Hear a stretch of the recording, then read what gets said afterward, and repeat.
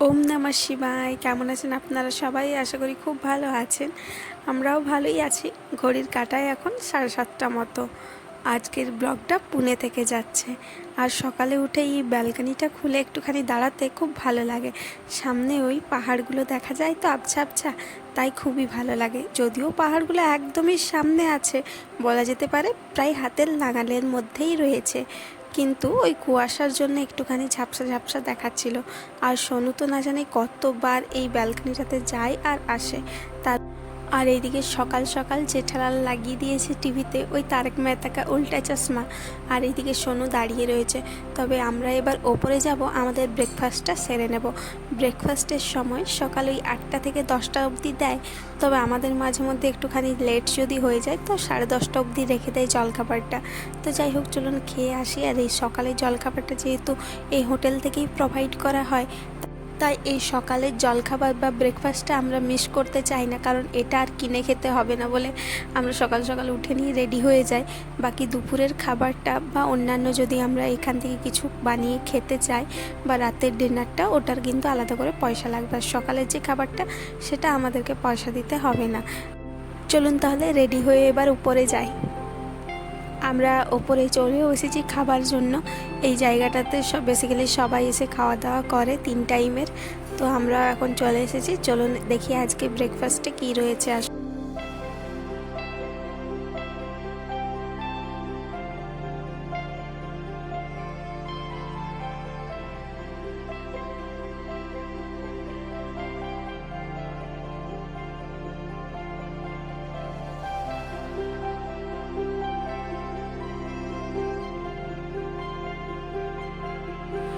এই টেবিলটাতে কিছু কিছু খাবার এমনি রাখাই থাকে, যেগুলো আপনি আপনার ইচ্ছা মতো নিয়ে খেতে পারেন।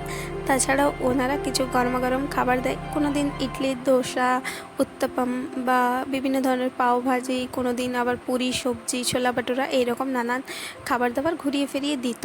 তো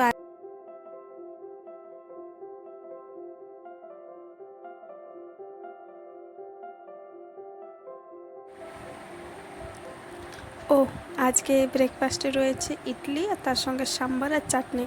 এখানে আবার বড়াটা দেয় না, তবে ইডলি দেয় 3 পিস করে, আবার চাইলে পরে কিন্তু দেয়। আর তার সঙ্গে 2 কাপ করে চাও দেয়। তো চলুন খেয়ে নিই। আর সন্ধেবেলাতেও 2 কাপ করে চা দেয়। চলুন তাহলে, ব্রেকফাস্ট তো হলো, এবার নিচে যাওয়া যাক। আজকে ওকে অফিসে যেতে হবে না, বাড়ি থেকেই ওর ইন্ডাকশন বা রিপোর্টিংটা হয়ে যাবে। পরশু বা তরশু থেকে অফিসে যেতে হবে। তো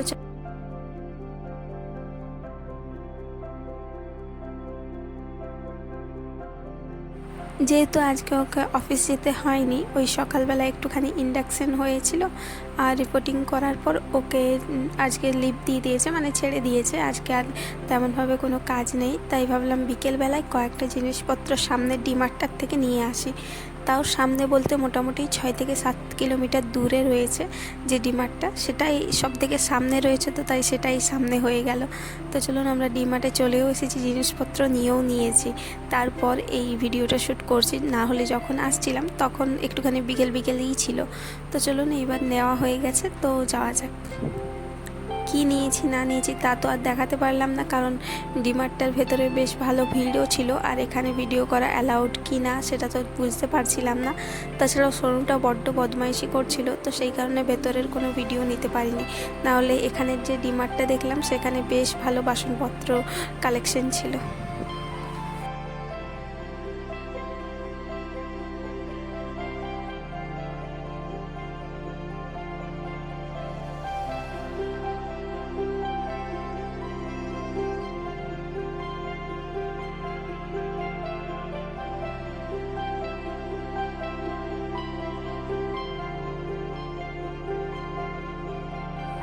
আবারও আস্তে আস্তে একটুখানি পুনের রাস্তাঘাট আপনাদের সঙ্গে শেয়ার করলাম। আর আমরা প্রায় চলেই এসেছি। তো বাড়ি আসার পর কিছুক্ষণ রেস্ট নিলাম। এখনও ডিনার করতে যাইনি, তবে যাব। তার আগে দেখুন পাহাড়ের গায়ে কেমন আগুন লাগিয়ে দিয়েছে গাছপালাগুলোতে। এখন জানেন শীতকালের সময়, তো তাই সেরকমভাবে পুনেতে শীত আমরা দেখতে পারছি না, নাকি পড়েও না, তবে জানি না আমরা ঠিক। তবে দেখুন এখন পাহাড়ের গায়ে যে গাছপালাগুলো রয়েছে সেগুলো সব রুক্ষ শুষ্ক হয়ে গেছে, পাতাগুলো ঝরে গেছে। তাই মনে হয় স্থানীয় বাসিন্দারা এই গাছগুলোকে পুড়িয়ে দিয়ে যে ছাইটা হবে তা দিয়ে চাষাবাদ করা হবে। তবে চলুন আগে ডিনারটা সেরে আসি। আজকের ডিনারটা ছিল খুবই সিম্পল, পনিরের সবজি, ভাত, ডাল, পাঁপড়, একটুখানি শসা, পেঁয়াজ, এই সকলই। আজকের গল্পটা এখানেই রাখছি। খুব ছোট্ট গল্প ছিল জানি। দেখা হচ্ছে পরবর্তী গল্পে। ধন্যবাদ।